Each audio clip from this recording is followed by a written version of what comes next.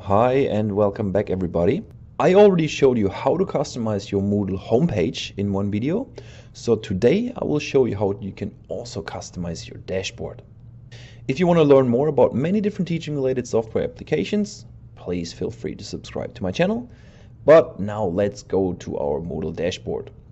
So first let's understand the dashboard is an individual page that shows individual information to different users, depending on the course that they're enrolled in, what their progress is, and also what their role is within your Moodle site.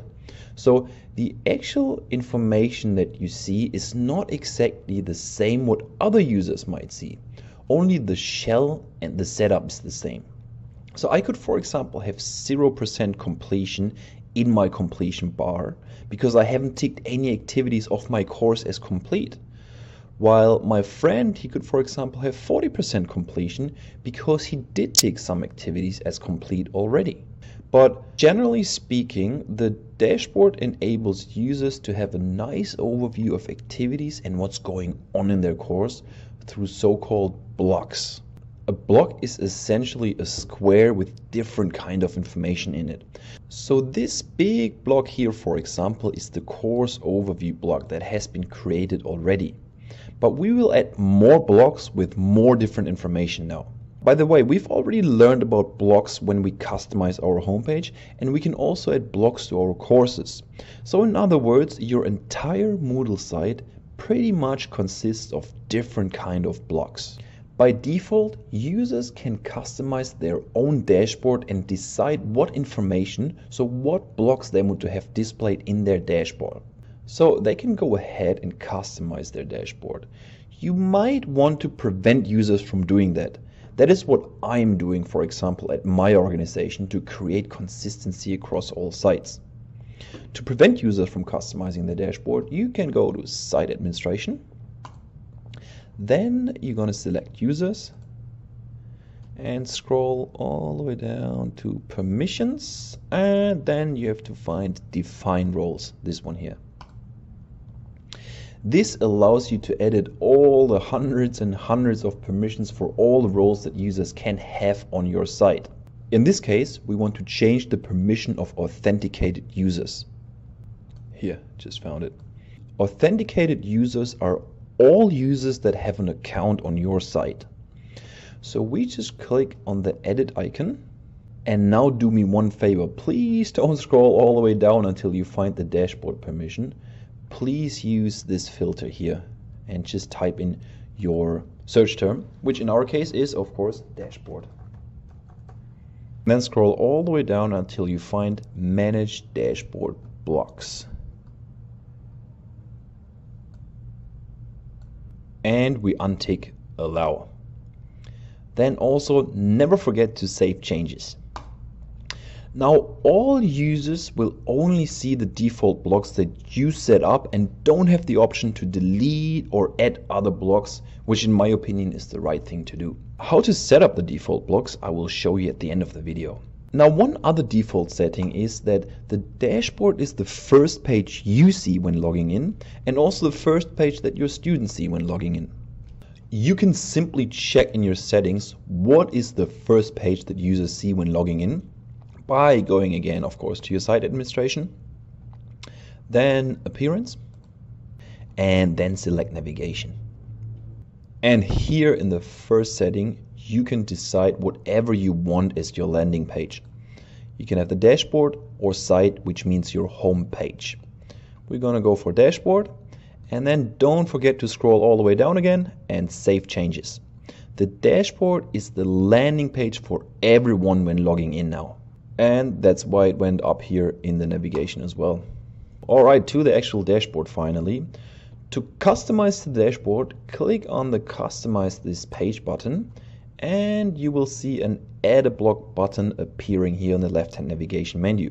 So again, customizing your dashboard actually means adding blocks to your dashboard, nothing more. To add a block, we simply click on Add a block, and then we see a list of all blocks that we can add. You won't use all of them, so I'm just gonna go through the most important ones.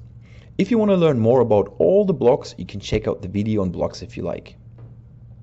Let's start with the admin bookmarks block, even though it's a kind of special one, to be honest. This block allows you to create shortcuts to admin related sites. So we just added the block and I will give you an example. Let's go to site administration and let's say we select users and just something random, add a new user.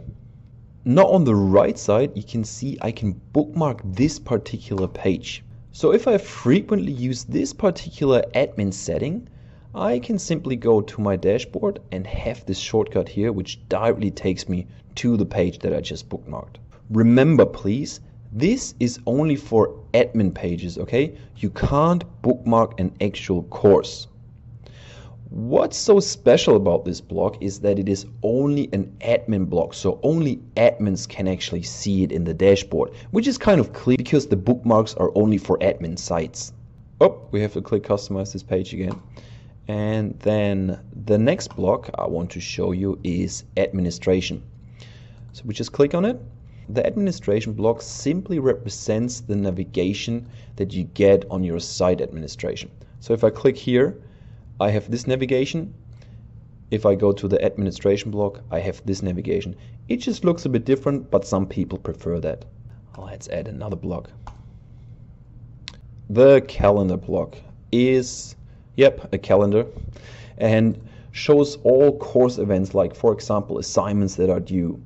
But obviously your calendar will show other events than the ones of other users because they're enrolled in other courses and have other events going on. So here you can, for example, see a couple of assignments that are due. So let's add another block. Let's see what's also important. Online users. So the online users block is very helpful to see who is currently online, or to be precise, who has been online in the last 5 minutes. If you, for example, need to get in touch with someone through Moodle, that's pretty handy. I don't have any other users on my site at the moment, so that's why there's no one online. That's just myself here. Add another block. There we are. Recently accessed courses obviously shows courses that you recently accessed, and it can provide a great shortcut to the courses that you're engaging with on a regular basis. Very good block. This, by the way, reminds me, I haven't really told you about the most important block because it was already there. And that is the course overview block.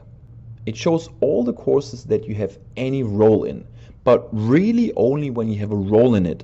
So when you created a course, you go to your dashboard and you can't see the course in the overview.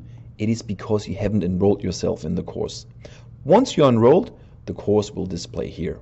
For the overview, you have a nice filter function to see courses that are currently in progress, future, or in the past. And this depends on the start and end date that you provided when setting up the course. You can also star your course, star this course, and then filter courses by start courses. That doesn't make sense for me right now because I only have one course, but if you have many courses, that is a great feature. You can also change the way your courses are displayed here. So currently we have the card view, but you can also switch to list view or the summary view, which is the only view that displays the course description that you might have added when you set up your course. Anyway, let's add one more really important block, and that is the timeline block. There we go. This block provides an overview of all timelines of all activities of all your courses. So you don't have to scroll through your calendar. You can see all the deadlines at a glance and also just click on the activity to directly get into the activity. Great block. Now that we have added a few blocks, we can move them to different areas by just clicking on the navigation icon and dragging and dropping them to the position you want them to be. Why is it not moving up? I have to scroll. Okay, sorry. So if we think this block is super important, we just drag it all the way up here and release, and now our timeline block is up here. If we say, well, the administration block is not so important, we just pick it and release it here. Oh, one more down. There we go. Alternatively, you can go to the configurations of this block and determine which region of the page the block should be displayed. You just go down to the On This Page section, and what you can see here is the region, and you can select either Right or Content, which is the middle column. We can also give the block a weight, which determines if the block appears further at the top or further to the bottom. If you select -10, where is that? Up here, -10, which is a bit, it's not really logic, but yeah, that's how it is. If you select -10, the block will always be on top, while +10, all the way down here, the block will always be at the bottom. So let's have a quick look. Where is this block right now? Right, timeline is all the way up. If we go to the settings and we scroll down to the weight, and let's say we go to 10, save changes, the timeline block will be all the way down here. Let me just show you how it looks like when you drag and drop it to the center column. It will just be in here. As promised earlier in the video, I also want to tell you one last really important thing when you have decided to not let users customize their own dashboard. They will then only see the blocks that you add to the default dashboard. So I'll show you how to do that. You go, of course, to Site Administration, select the Appearance tab, and then find Default Dashboard Page here. Now this is exactly how every user would see their dashboard. If you click on Blocks Editing On, you can add all the blocks that are shown for everyone, or you can delete or move them around just like we did before in our personal dashboard. Just with the difference that all the users will now see those blocks that you set up. All right, this concludes the dashboard customization video. I hope you enjoyed it. If you like, feel free to subscribe to my channel. I'm looking forward to seeing you again soon. Thanks for watching.